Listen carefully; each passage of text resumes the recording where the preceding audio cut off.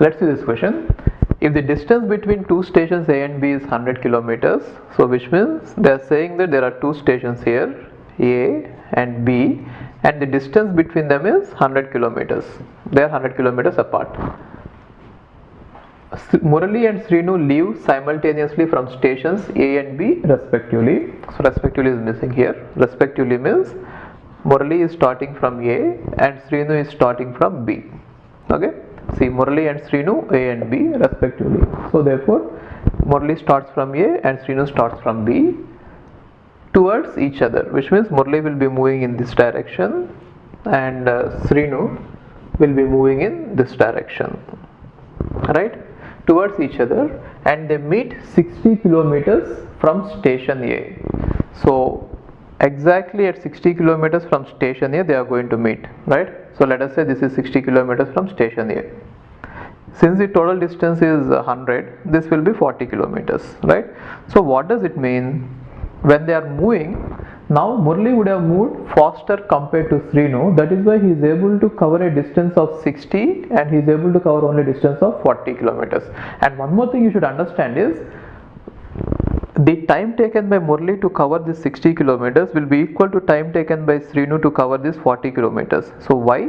Because it is not that Murali is coming to this point and waiting for Srinu to come. So definitely the time is constant. If the time is not constant, what would have been the question like?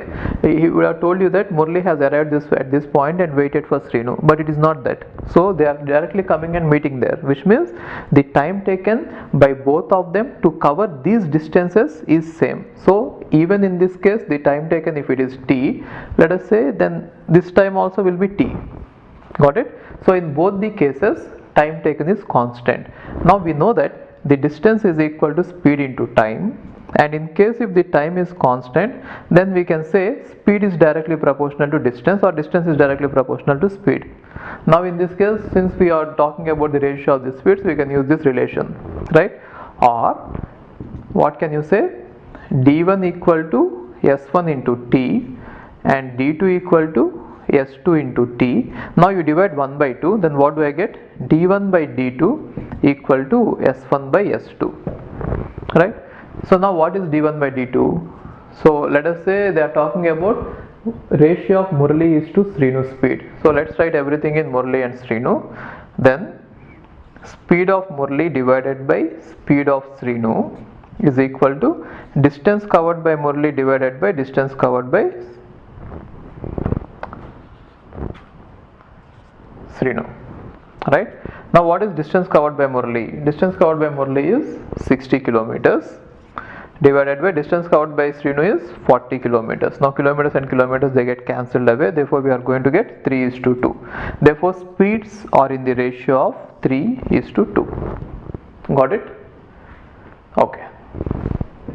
Hi, if you are planning to do masters, then doing masters abroad is better than doing masters in India. I'll give you all the reasons. So first reason is, out of 1 lakh students who take GATE every year, there are only 500 seats in old IITs. So all the IITs put together have an acceptance rate of 0.5%, and IITs, universities better than IITs, they have very good acceptance rate like 30%, 40%, but all the IITs put together have an acceptance rate of 0.5%. And if you are working hard to get into IIT Bombay's ranking is 177 and IIT Roorkey's ranking is 400. If you are happy to get into IIT Roorkey, then getting into universities better than IIT Roorkey is easier compared to getting into IIT Roorkey. And looking at the salaries for computer science, for software jobs, if you have done your masters in computer science in US, the salaries are ranging from 80 lakhs per year to 1.2 crore per year.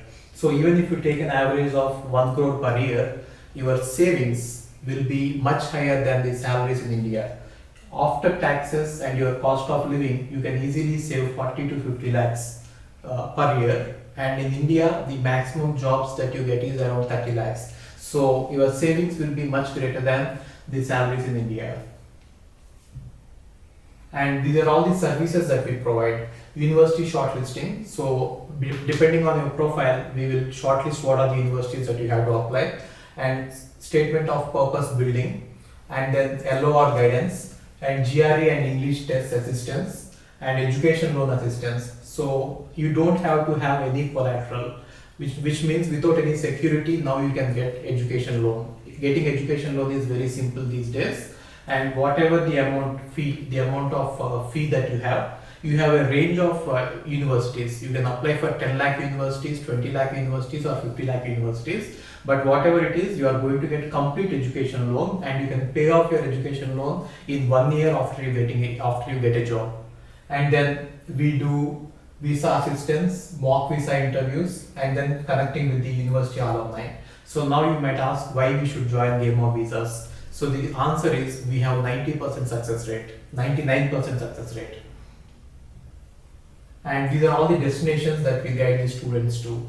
So we guide students to any country that you want to go. So now it is not just USA. We guide to UK, Germany, Australia, Canada. So we guide students to all the countries. We work with all the destinations.